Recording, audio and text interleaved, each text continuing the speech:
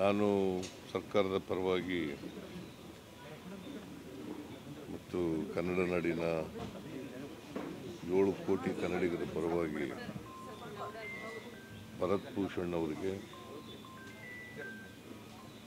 ಶ್ರದ್ಧಾಂಜಲಿಯನ್ನು ಅರ್ಪಿಸಲಿಕ್ಕೆ ಬಯಸ್ತಾ ಇದ್ದೇನೆ.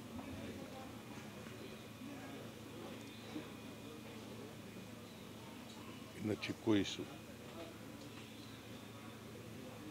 41 ವರ್ಷ ವಯಸ್ಸಾಗಿತ್ತು. BE ಮಾಡಿದ್ದು ಮೈಸೂರಿನಲ್ಲಿ ಓದ್ದವರು, SDM ಕಾಲೇಜ್ MBA ಮಾಡಿದ್ದು. ಇವರು DDPAಗೆ ಅವ್ರ ತಂದೆ ರಿಟೈರ್ಡ್ ಆಗಿದ್ದಾರೆ. ಆಗಬಾರ್ದಾಗಿದೆ. ಅವರು ಅಮಾನವೀಯವಾದಂಥ ಒಂದು ಕೃತ್ಯ ಇದೆ. ಇದನ್ನು ತೀವ್ರವಾಗಿ ಖಂಡಿಸ್ತೇನೆ ನಾನು. ಉಗ್ರರನ್ನು ಸಂಪೂರ್ಣವಾಗಿ ಮಟ್ಟ ಹಾಕ್ತಕ್ಕಂಥದ್ದು ಸರ್ಕಾರದ ಜವಾಬ್ದಾರಿ.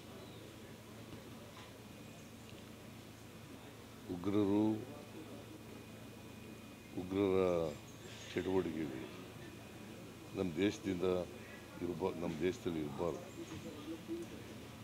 ಯಾವುದೇ ಕಾರಣಕ್ಕೆ ಸರ್ಕಾರ ಇದರಲ್ಲಿ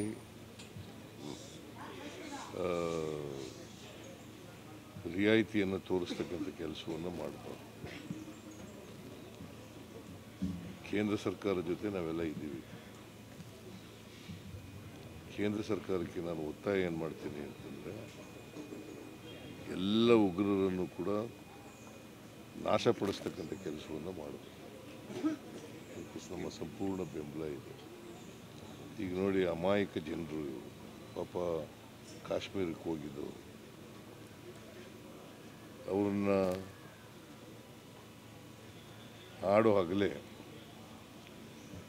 ಮತ್ತು ಅವ್ರ ಹೆಂಡ್ತೀರು ಎದುರುಗಡೆನೆ ಮಗು ಕೂಡ ಇದೆ ಜೊತೆ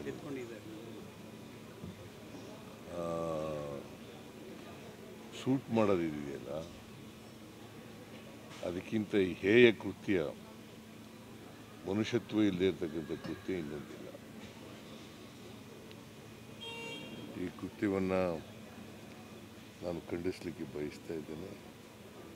ಜೊತೆಗೆ ಯಾಕಂದರೆ ಅದೇ ಜಿಲ್ಲೆಯಲ್ಲಿ ಪುಲ್ವಾಮಾ ಇನ್ಸಿಡೆಂಟ್ ಆಗಿತ್ತು.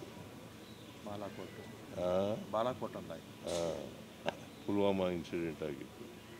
ಅದರಲ್ಲಿ ಸುಮಾರು 40 ಜನ ಸೈನಿಕರು ಸತ್ತಿದ್ದರು ಈ ಉಗ್ರರ ದಾಳಿಗೆ. ಮತ್ತೆ ಅಲ್ಲೇ ಮರುಕಳಿಸಿದೆ. ಇನ್ನೊಂದು ಸಾರಿ ಮರುಕಳಿಸ್ತದೆ ಅಂತ ನೋಡ್ಕೋಬೇಕು. ಅವ್ರು ಎಲ್ಲೇ ಇರಲಿ, ಉಗ್ರರು ಅವರನ್ನು ಪತ್ತೆ ಹಚ್ಚಿ ದೇಶದಲ್ಲೇ ಅವ್ರನ್ನ ಇರಬಾರ್ದು. ಅವರು ದೇಶದಲ್ಲಿ, ನಮ್ಮ ದೇಶದಲ್ಲಿ ಇರಬಾರ್ದು. ಆ ರೀತಿಯಾದಂಥ ಕ್ರಮವನ್ನು ತಗೊಳ್ಬೇಕು ಅಂತೇಳಿ ಸರ್ಕಾರವನ್ನು ಒತ್ತಾಯ ಮಾಡ್ತೇನೆ. ಬಹುಶಃ ಎಲ್ಲೋ ಒಂದು ಕಡೆ ಇಂಟೆಲಿಜೆನ್ಸು ಅಲ್ಲಿ ಸರಿಯಾಗಿ ಕೆಲಸ ಮಾಡಿಲ್ಲ ಅಂತೇಳಿ ನನಗನ್ಸುತ್ತೆ. ಇದು ಇಂಟೆಲಿಜೆನ್ಸ್ ಫೇಲ್ಯೂರ್ ಕೂಡ ಇದೆ ಅಂತಕ್ಕಂಥದ್ದನ್ನು ಹೇಳಲಿಕ್ಕೆ ಬಯಸ್ತಾ ಇದ್ದೀನಿ. ನಮ್ಮ ಸರ್ಕಾರ ಈಗ 2 ಸತ್ತಿದ್ದಾರೆ. ಇನ್ನೊಬ್ಬರು ಆಂಧ್ರದವರು, ಅವರು ಇಲ್ಲೇ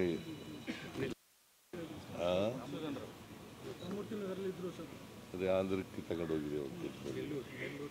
ಇನ್ನೊಬ್ಬರು ಶಿವಮೊಗ್ಗದವರು, ಮಂಜುನಾಥ್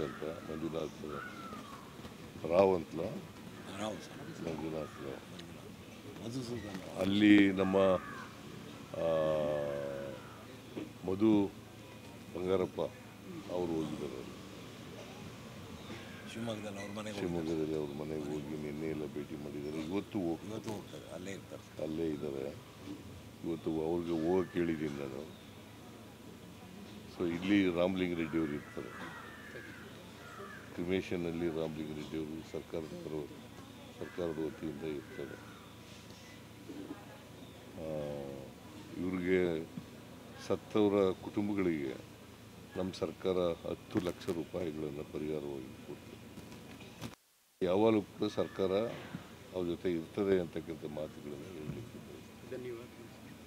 ಅದಕ್ಕೆ ನಾನು ಒಂದು ಅಧಿಕಾರಿಗಳ ತಂಡ ಕಳಿಸಿದೆ ಕೂಡಲೇ. ಆಮೇಲೆ ಸಂತೋಷ್ ಲಾಡ್ ಅಂತ ನಮ್ಮ ಕಾರ್ಮಿಕ ಸಚಿವರು ಅವರನ್ನು ಕೂಡ ಕೂಡಲೇ ಕಳಿಸಿದೆ. ಅವ್ರನ್ನ ಕಾಂಟ್ಯಾಕ್ಟ್ ಮಾಡಿ ಡೆಡ್ ಬಾಡಿಗಳನ್ನ ತರಬೇಕು.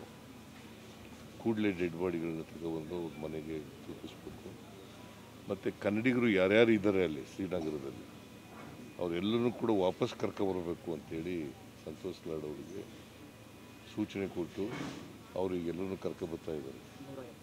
177 ಜನನ ಎಲ್ಲರೂ ಕರ್ಕೊಬರ್ತಾ ಇದ್ದಾರೆ. ಕನ್ನಡಿಗರು ಯಾರ್ಯಾರು ಇದ್ದಾರೆ ಅಲ್ಲಿ ಎಲ್ಲ ಕನ್ನಡಿಗರಿಗೂ ಕೂಡ ಕರ್ಕೊಬರ್ತಾ ಇದ್ವಿ. ಇದು ಸರ್ಕಾರದ ಜವಾಬ್ದಾರಿ, ಕರ್ತವ್ಯ. ಈ ಕೆಲಸವನ್ನು ನಾವು ಮಾಡಿದ್ದೇವೆ ಅಂತಕ್ಕಂಥ ಮಾತುಗಳನ್ನು ಹೇಳಲಿಕ್ಕೆ ಬಯಸ್ತೇನೆ. ಇದು ಇವ್ರಿಗೋಸ್ಕರ ಮಾಡಿರ್ತಕ್ಕಂಥ ಭೂಷಣ್ಗೋಸ್ಕರ, ಮಂಜುನಾಥ್ ರಾವ್ಗೋಸ್ಕರ ಅಲ್ಲ. ಇದು ಸರ್ಕಾರದ ಕರ್ತವ್ಯ, ಜವಾಬ್ದಾರಿ ಅಂತೇಳಿ ಮಾಡಿದ್ದೀವಿ. ಸೊ ಇದು ಮತ್ತೆ ಕೇಂದ್ರ ಸರ್ಕಾರ ಈಗ ಕೆಲವು ಕ್ರಮಗಳನ್ನು ತಗೊಂಡಿದೆ.